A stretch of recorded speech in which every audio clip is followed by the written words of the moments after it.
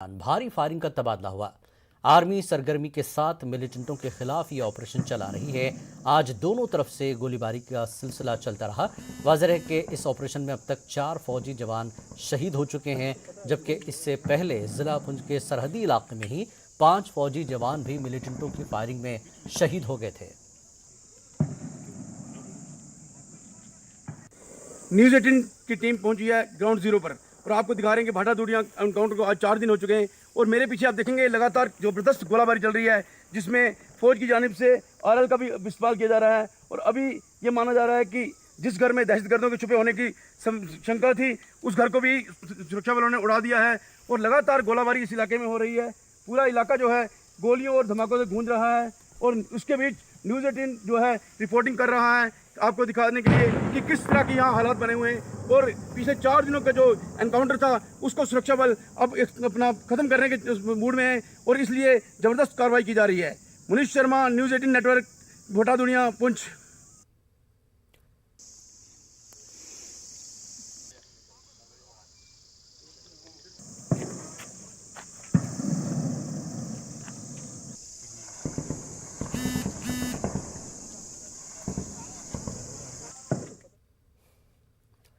National conference के सदर doctor Farooq Abdullah ने 2 आम शहरियों की हलाकत की मजम्मत की है। फारूक अब्दुल्ला ने कहा कि आम शहरियों की हलाकत अफसोसनाक है और कश्मीरियों को बदनाम करने की एक साजिश है। वाज़ेह है कि बीती शाम 2 अफराद को गोली मारकर हलाक कर दिया गया था। एक छावड़ी फरोश को श्रीनगर के ईदगाह इलाके में, जबकि एक कारपेंटर को पुलवामा में हलाक किया गया। कैसे देखते हैं आप सभी की? मैं समझता हूँ ये बहुत अफसोसनाक बात है कि बेगुनाहों को मारा जा रहा है। हम समझते हैं ये एक साजिश के तहत किया जा रहा है कि हम लोग बदनाम किए जाएं और इसमें हमारा हाथ नहीं है, कश्मीरियों का हाथ नहीं है। क्या माहौल को खराब करने की कोशिश की? जी हाँ, माहौल को भी और कश्मीरियों को बदनाम करने की कोशिश की जा रही है। सर, अभी एनएसए की टॉक्स होने वाली है नेक्स्ट नवंबर में, तो वहाँ क्या होने वाली है?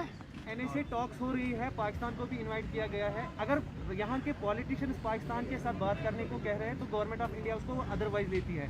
अभी खुद जो है एनएसए के जो है इनवाइट किया गया है पाकिस्तान को, कैसे देखते हैं आप? मैं समझता हूँ कोई भी रास्ता दोस्ती की तरफ ले जाए वो अच्छा है और हमें अल्लाह से ये उम्मीद करनी चाहिए कि हम दोनों मुल्कों में एक दोस्ती हो, एक हम आहंगी हो कि हम लोग आराम से जिंदा रह सकें।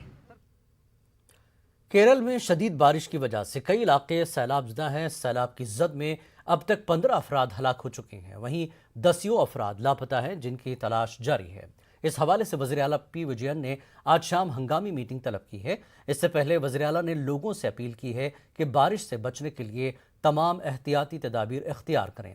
वहीं उन्होंने कहा कि रियासत भर में 105 रिलीफ कैंप कायम किए गए हैं और मजीद कैंप लगाने का काम जारी है। मरकजी वज़ीर दाखिला अमित शाह ने केरल में सैलाब के हवाले से ट्वीट किया है। उन्होंने लिखा कि वो मुसलसल सूरत हाल पर नज़र रखे हुए हैं। वहीं उन्होंने केरल की हुकूमत को यकीन दिलाया कि अमित शाह ने कहा कि मरकजी हुकूमत ज़रूरतमंद अफराद की हर मुमकिन मदद फराहम करेगी। सरकारी तेल कंपनियों ने आज फिर ईंधन की कीमतों में इजाफा किया है। पेट्रोल और डीजल दोनों की कीमतों में 35 पैसे फी लीटर का इजाफा हुआ है। इस इजाफे के बाद आज दिल्ली में पेट्रोल 105 रुपये 84 पैसे फी लीटर फरोख्त किया जा रहा है, जबकि डीजल की कीमत 94 रुपये 57 पैसे फी लीटर है। मुंबई में पेट्रोल की कीमत 111 रुपये 77 पैसे फी लीटर और डीजल की कीमत 102 रुपये 52 पैसे फी लीटर है। पेट्रोल और डीजल की कीमतें इस महीने लगभग हर रोज बढ़ रही हैं। अक्टूबर महीने की शुरुआत 10 दिनों में ही पेट्रोल 2 रुपये 80 पैसे और डीजल 3 रुपये 30 पैसे तक महंगा हो गया था। सबकी जेब में फर्क पड़ता है। जहाँ गाड़ी पहले 2-3 दिन चलती थी वहाँ एक ही दिन में पेट्रोल खत्म हो जाता है। बहुत फर्क पड़ता है जेब पर। काफ़ी 102 रुपये लीटर हो गया है। अरे बहुत दिक्कत हो रही है। 200 का भराते हैं, जब 400 का भरा रहे हर दूसरे रोज। बहुत दिक्कत है, इतनी ज़्यादा दिक्कत है। लेकिन मैं इससे सहमत नहीं हूँ, क्योंकि एक तो पॉलिटिक्स होती है, ठीक है, जो भी पार्टी आती है वो विरोधी हल्ला मचाती है दूसरे के खिलाफ। ओके, हर आदमी का, हर लेबर का, हर कर्मचारी का पैसा भी बढ़ता चला जाता है। लोग रोते ज़रूर हैं, पैसा भी तो बढ़ता है। मैं गवर्नमेंट कर्मचारी हूँ, मुझे डीए मिलता है। एक लेबर का जो 50-100 पाता था उसको अब 450 मिलता है, मिस्त्री को 700 मिलता है। तो I am satisfied, totally satisfied. देश में लगातार पेट्रोल और डीजलों की कीमतों में बढ़ोतरी हो रही है, जिसके कारण लोग काफ़ी परेशान हैं, क्योंकि जिस तरीके से पेट्रोल और डीजल की कीमत में बढ़ोतरी हो रही है उससे महंगाई जो है वो अपने चरम स्तर पर है। लोगों का कहना है कि सरकार को अब इस पे कोई सख्त कदम उठाने चाहिए, क्योंकि अभी कुछ दिन पहले ही पेट्रोल डीजलों की कीमतों के साथ साथ सीएनजी और पीएनजी की कीमतों में भी बढ़ोतरी हुई थी, जिससे महंगाई के साथ साथ महिलाओं की किचन का बजट भी बिगड़ गया था। लोग हमारे साथ मौजूद हैं, उन्हीं से बात करेंगे कि उनका पेट्रोल और डीजलों की कीमतों पर क्या कहना है। भैया, लगातार पेट्रोल और डीजल महंगा होता जा रहा है, क्या कहेंगे? मैम, मैं क्या बोलूँ, ये तो सरकार को देखना चाहिए। जब से मोदी सरकार है तो पेट्रोल महंगा ही महंगा हुए जा रहा है, क्या बोल सकते हैं। रोज जो है पेट्रोल की कीमतें डेली महंगी हो रही हैं। सर, पेट्रोल डेली महंगा होता जा रहा है। बिल्कुल महंगा हो रहा है डेली। इससे बहुत दिक्कतें हो रही हैं। गवर्नमेंट तो डेली पैसे बढ़ा दे रही है, सोच रही है आम आदमी के पैसे है कि नहीं है, रोजगार है नहीं, आम आदमी क्या करेगा। अब मुझे ही ले लो, मैं 18-19 हज़ार रुपये सैलरी कमाता हूँ, जिसमें 4 या 5 हज़ार रुपये तो यही खा जाती है, बचता क्या है।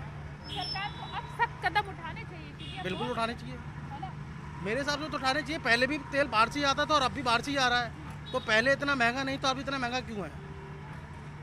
सुना आपने, लोगों का कहना है कि सरकार को अब सख्त कदम उठाने चाहिए, क्योंकि पेट्रोल और डीजलों की कीमतें जिस तरीके से बढ़ रही हैं उससे लोगों को दिक्कतें हो रही हैं, लोगों का बजट बिगड़ रहा है, और साथ ही जो अहम बात है वो ये है कि सड़कों पर लोगों का वाहन चलाना अब मुश्किल होता जा रहा है। कैमरा पर्सन अनिल के साथ प्रीति श्रीवास्तव, न्यूज़ 18 दिल्ली। महाराष्ट्र के वजीर नवाब मलिक ने पेट्रोल और डीजल की कीमतों में इजाफे पर मरकजी सरकार को घेरा। उन्होंने कहा था कि चुनावी रैलियों में पीएम मोदी लंबे लंबे दावे कर रहे थे, लेकिन अब वो खामोश हैं और आवाम परेशान है। Price hike of petrol is crossing 110 rupees and diesel has been crossed 100. The CNG and LPG rates are also high. Despite crude oil prices in international market, it is not so high. In UPA regime, when petrol cost were 60 rupees, internationally crude were a high price. At that time, in 2014, Mr. Modi has said, give me the power, I will reduce the rate. Within 2-3 months, some rate has been rejected. In a Delhi election rally, he said, मेरे नसीब से दाम कम हो रहे हैं तो विपक्ष को क्यों मिर्ची लग रही है? We want to know whose bad luck it is yours or the people of this country. You have to reply. वक्त एक ब्रेक का, ब्रेक के बाद फिर लौटेंगे। औरतों के हक के लिए न्यूज़ 18 उर्दू की आवाज के साथ हम आवाज मिलाते हैं। आज औरतें जिंदगी के हर मोर्चे पर मर्दों के साथ कंधे से कंधा मिलाकर आगे बढ़ रही हैं। धर्म, संविधान, समाज उन्हें ये हक अता करता है।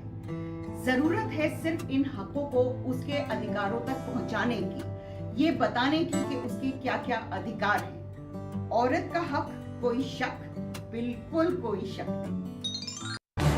इस न्यूज हेडलाइंस के प्रायोजक पेट सफा आयुर्वेदिक जूस। पेट सफा, हर रोग दफा।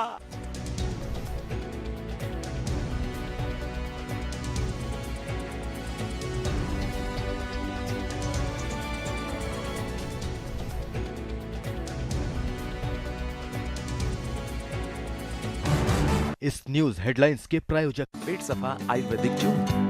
पेट सफा, हर रोग दफा।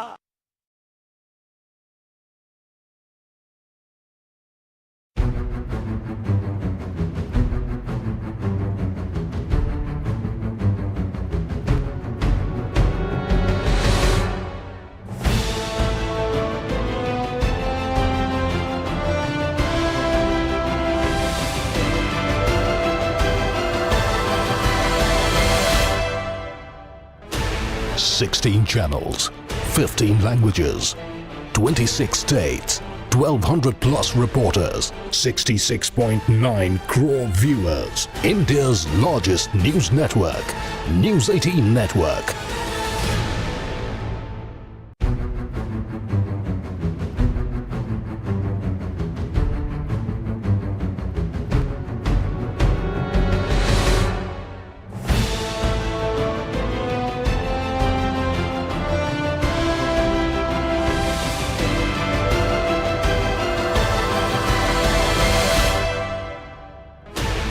Sixteen channels, 15 languages, 26 states, 1,200 plus reporters, 66.9 crore viewers. India's largest news network, News 18 Network.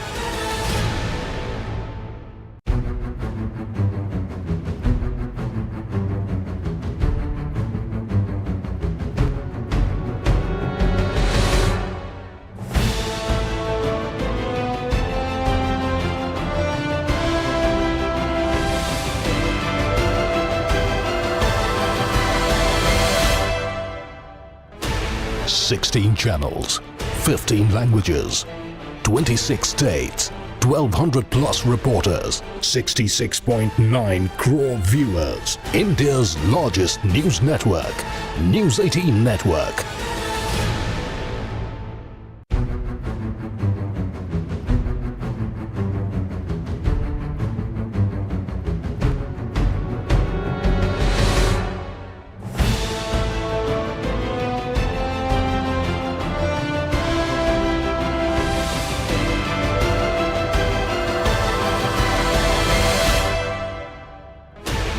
Sixteen channels, 15 languages, 26 states, 1,200 plus reporters, 66.9 crore viewers. India's largest news network, News 18 Network.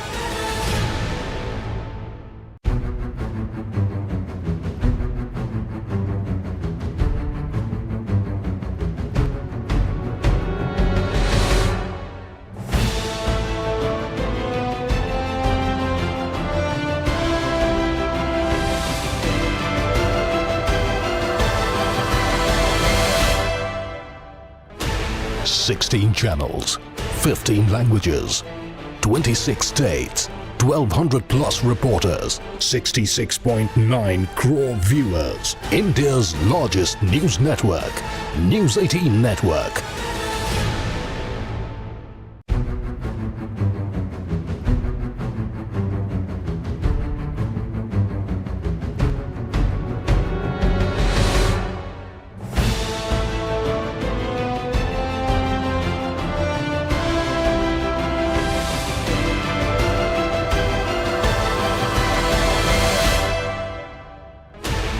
Sixteen channels, 15 languages, 26 states, 1,200 plus reporters, 66.9 crore viewers. India's largest news network, News 18 Network.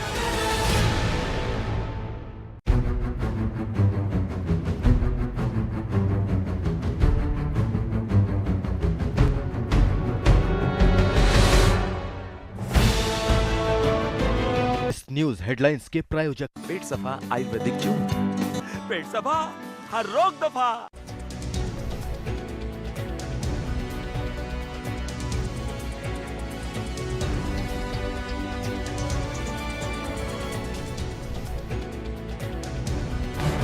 इस news headlines के प्रायोजक पेट सफा आयुर्वेदिक जून। पेट सफा हर रोग दफा।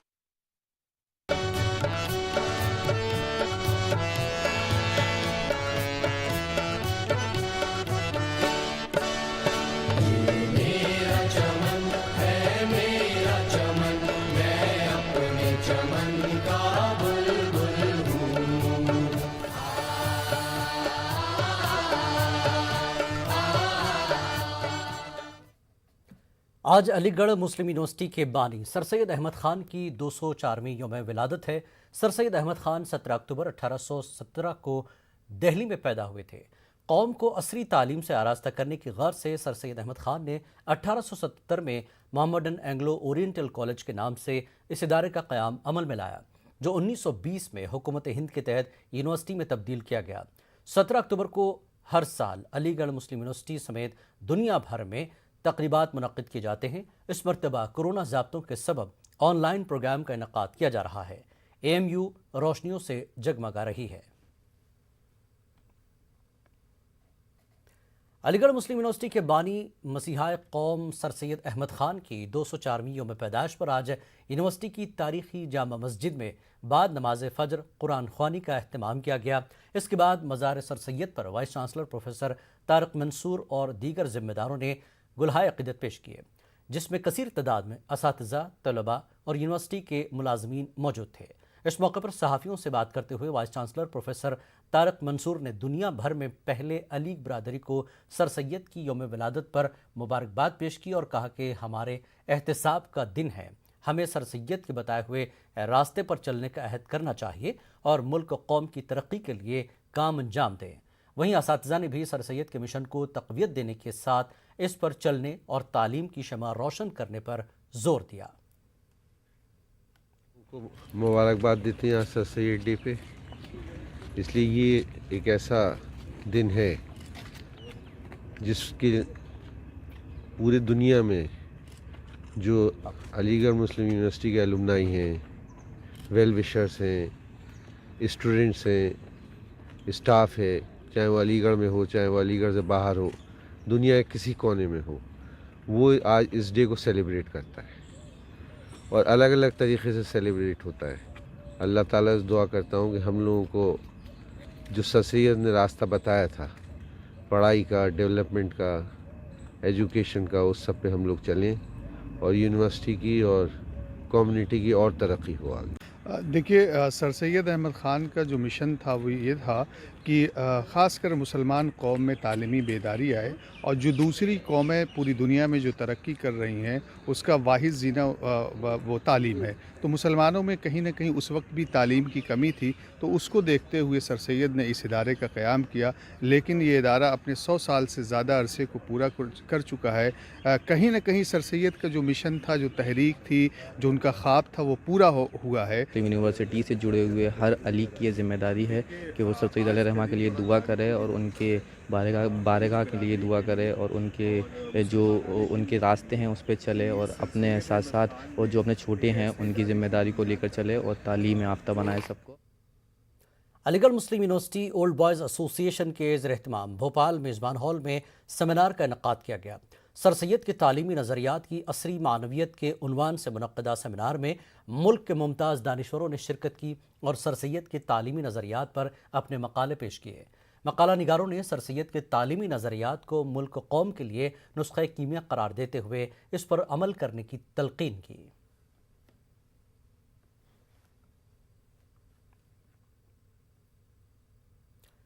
जम्मू कश्मीर के लोगों का डोमिसाइल तैयार कराने के लिए हुकूमत मुल्क के मुख्तलिफ मकामात पर कैंप लगवा रही है।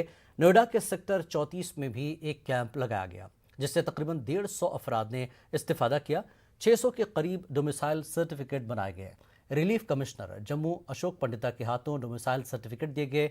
इस मौके पर कश्मीरी माइग्रेंट पंडितों के चेहरों पर खुशी देखी गई। उनका कहना है कि लंबे वक्त से इसका इंतजार था। कश्मीरी माइग्रेंट वेलफेयर एसोसिएशन के अहदेदारों ने कहा कि अब तक नज़रअंदाज किया जा रहा था। उन्होंने वज़ीर आज़म नरेंद्र मोदी का शुक्रिया अदा किया।